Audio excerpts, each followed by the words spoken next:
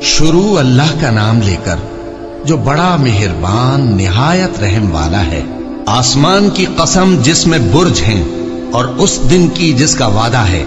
اور حاضر ہونے والے کی اور اس کی جس کے پاس حاضر ہوتے ہیں، کہ خندقوں والے ہلاک کر دیے گئے، یعنی آگ کی خندقیں جس میں ایندھن جھونک رکھا تھا، جبکہ وہ ان کے کناروں پر بیٹھے ہوئے تھے، اور جو ظلم وہ اہل ایمان پر کر رہے تھے ان کا نظارہ کر رہے تھے، اور ان کو مومنوں کی یہی بات بری لگتی تھی کہ وہ اللہ پر ایمان لائے تھے، جو غالب ہے، سب خوبیوں والا ہے، جس کی آسمانوں اور زمین میں بادشاہی ہے،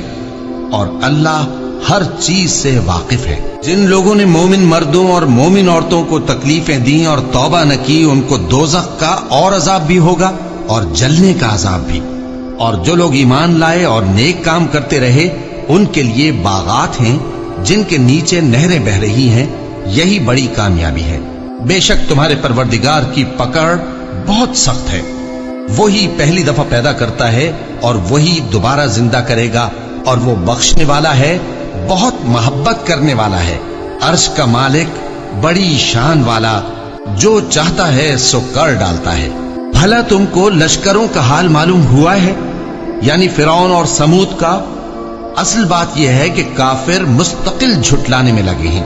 جبکہ اللہ بھی ان کو ہر طرف سے گھیرے ہوئے ہے۔ یہ کوئی معمولی کلام نہیں، بلکہ یہ قرآن عظیم الشان ہے، لوح محفوظ میں لکھا ہوا۔